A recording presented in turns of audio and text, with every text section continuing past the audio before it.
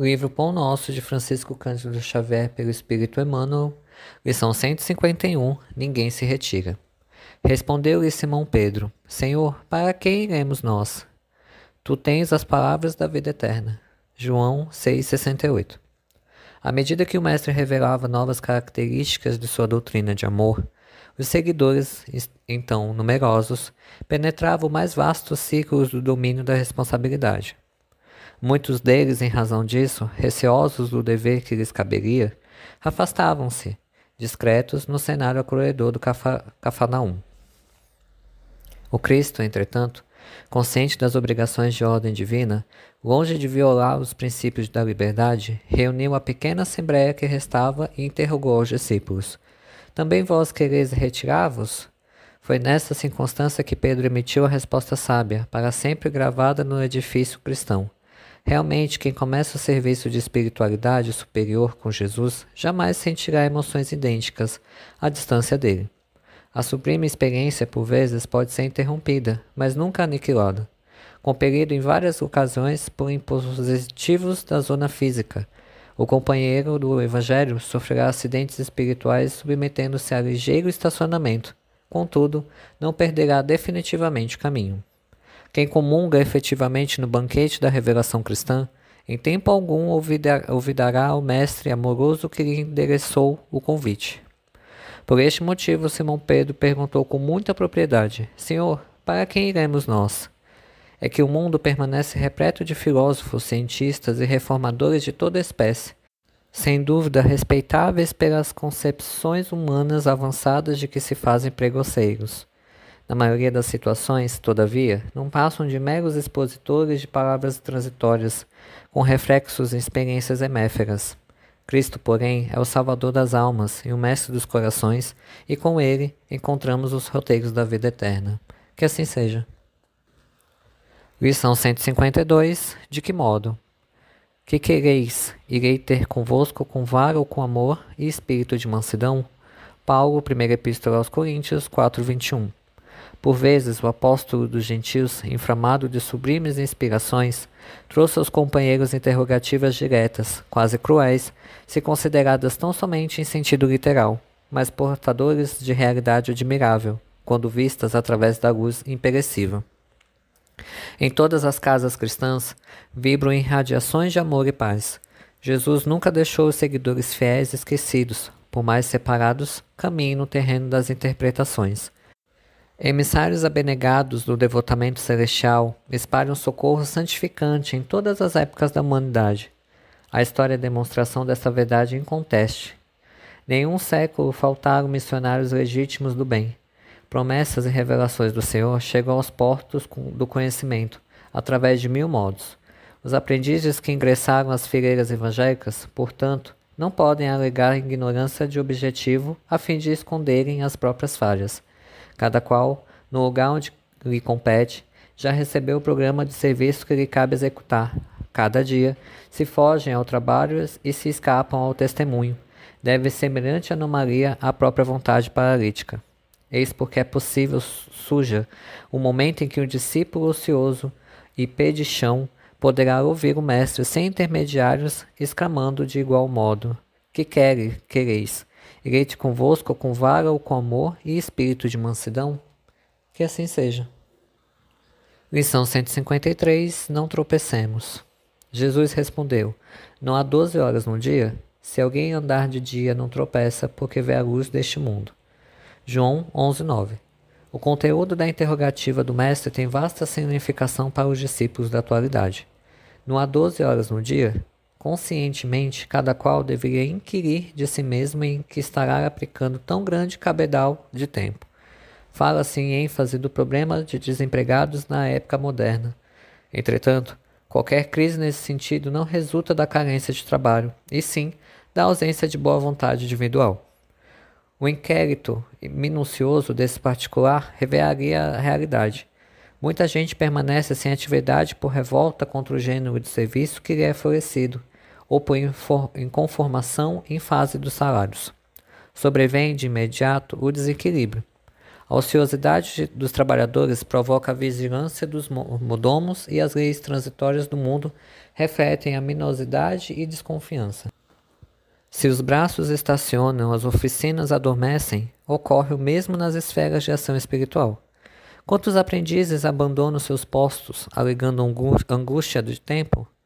Quantos não se transferem para as zonas da preguiça, porque aconteceu isto ou aquilo, em pleno desacordo com os princípios superiores que abraça? E, por bagatelas, grandes números de servidores vigorosos procuram a retaguarda cheia de sombras, mas aquele que conserva a acuidade auditiva ainda escuta com proveito a palavra do Senhor. Não há 12 horas no dia? Se alguém andar de dia, não tropeça. Que assim seja. Lição 154. Os contrários. Que diremos, pois, à vista destas coisas? Se Deus é por nós, quem será contra nós? Paulo, Romanos 8,31. A interrogação de Paulo ainda representa precioso tema para a comunidade evangélica dos dias que ocorrem. Perante nosso esforço, desdobra-se campo imenso, onde o Mestre nos aguarda na colaboração resoluta. Muitas vezes, contudo, grande número de companheiros prefere abandonar a construção para disputar com malfeitores do caminho. Elementos adversos nos cercam em toda parte. Obstáculos inesperados se desenham ante os nossos olhos aflitos. Velhos amigos deixam-nos a sós, situações favoráveis, até ontem, são metamorfoseadas em hostilidades cruéis. Enormes fileiras de operários fogem ao perigo, temendo a borrasca e esquecendo o testemunho. Entretanto, não fomos situados na obra a fim de nos rendermos ao pânico. Nem o Mestre nos enviou ao trabalho com o objetivo de confundir-nos, através de experiências nos círculos exteriores. Fomos chamados a construir. Naturalmente, deveremos contar com as 1000 eventualidades de cada dia, suscetíveis de nascer das forças contrárias, dificultando-nos a edificação. Nosso dia de luta será assediado pela perturbação e pela fadiga. Isto é inevitável no mundo que em tudo espera no cristão genuíno. Em razão de semelhante imperativo, entre ameaças e compreensões da senda, cabe-nos indagar, bem-humorados, a maneira do apóstolo Eugênios. Se Deus é por nós, quem será contra nós? Que assim seja. Lição 155. Contra a insensatez. Sois vós tão insensatos que, tendo começado pelo Espírito, acabeis agora pela carne? Paulo, Galatas 3:3. Um dos maiores desastres no caminho dos discípulos é a falsa compreensão, com que iniciam esforço na região superior, marchando em sentido inverso para os círculos da inferioridade. Dão assim a ideia de homem que partissem à procura de ouro, contentando-se em seguida com a lama do charco. Semelhantes fracassos se fazem comuns nos vários setores do pensamento religioso. Observamos enfermos que se dirigem à espiritualidade elevada, alimentando nobres impulsos e tomados de preciosas intenções. Conseguida a cura, porém, refletem na melhor maneira de aplicar as vantagens obtidas na aquisição do dinheiro fácil. Alguns, depois de auxiliados por amigos das esferas sublimadas, em transcendentes questões da vida eterna, pretendem atribuir a esses mesmos benfeitores a função de policiais humanos na pesquisa de objetivos menos dignos. E numerosos aprendizes persistem nos trabalhos do bem. Contudo, eis que aparecem horas menos favoráveis e se entregam, inertes, ao desalento, reclamando prêmio aos minguados anos terrestres em que tentaram servir na lavoura do Mestre Divino e plenamente despreocupados dos períodos multimilenários em que temos sido servidos pelo Senhor.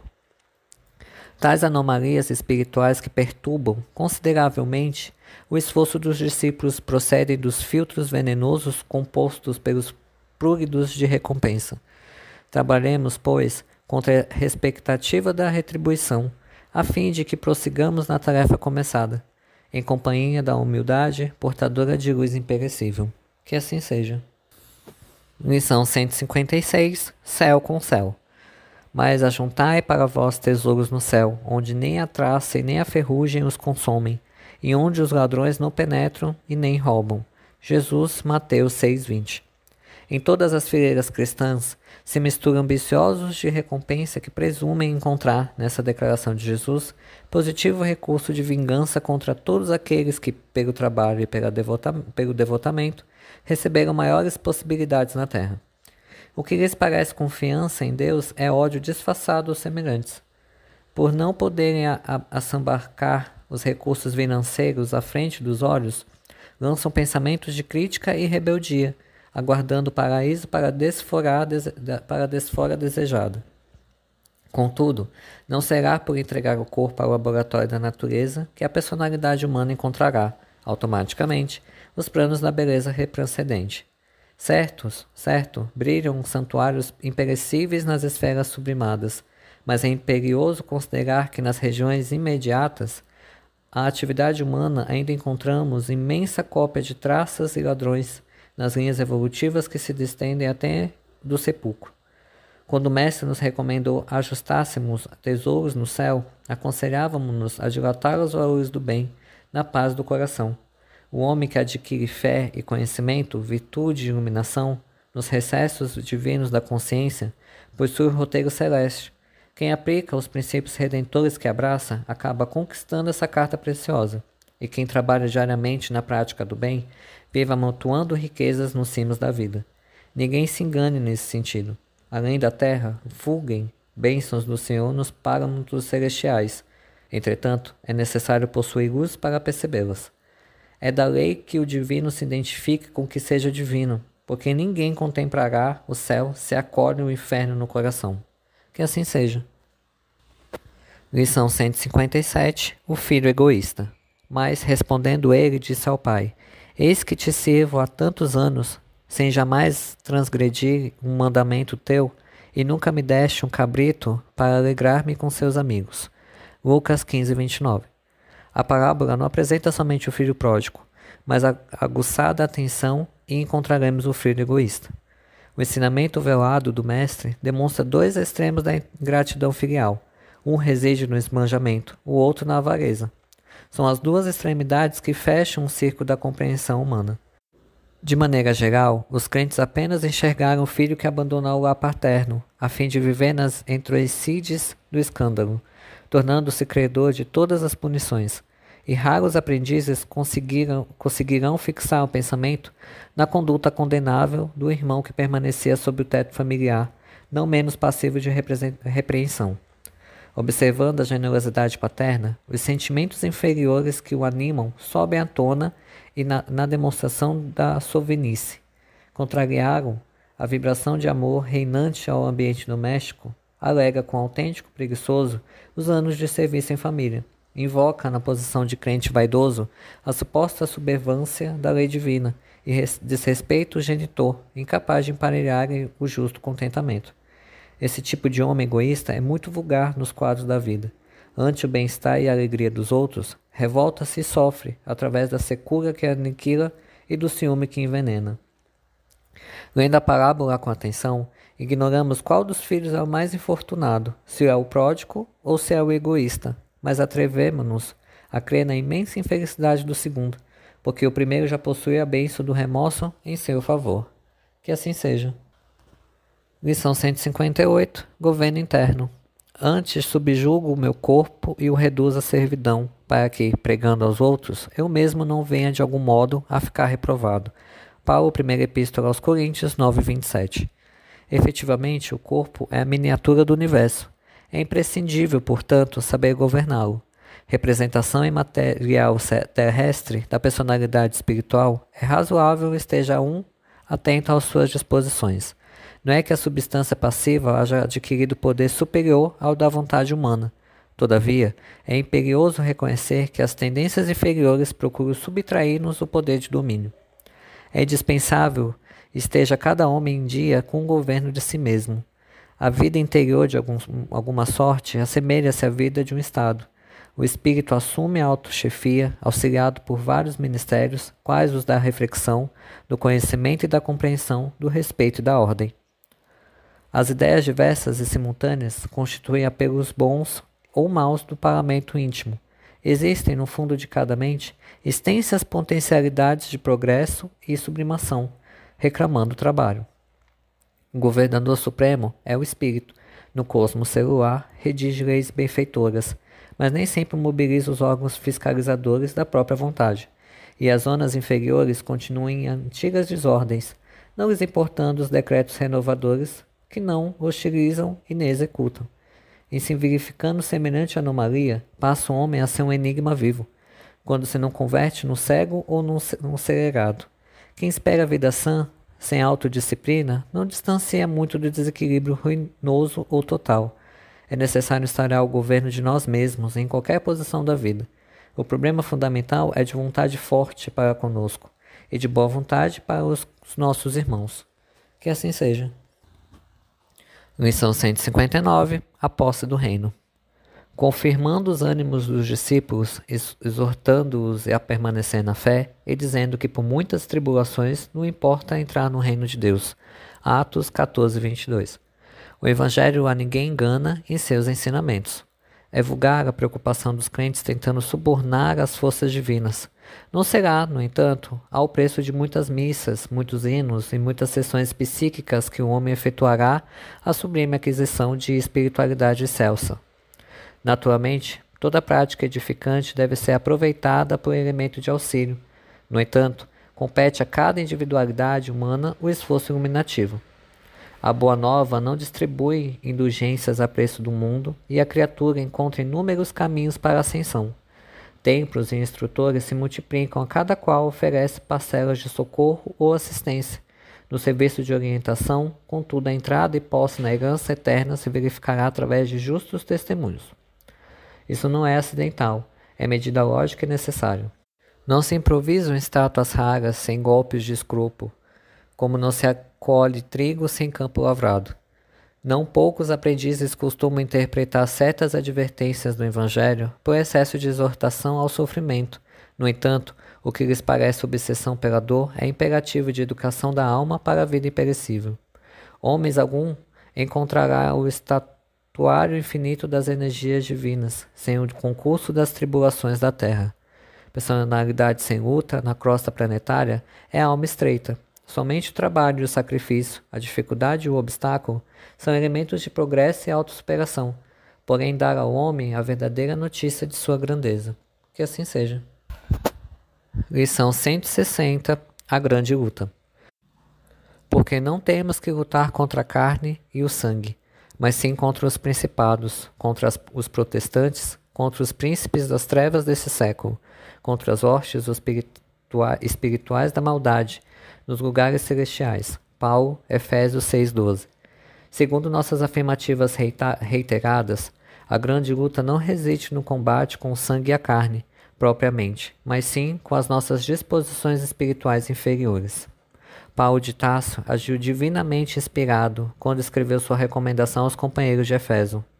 O silencioso e incessante conflito entre os discípulos sinceros e as forças da sombra está vinculado em nossa própria natureza, porquanto nos acumpliciávamos abertamente com o mal em passado não remoto.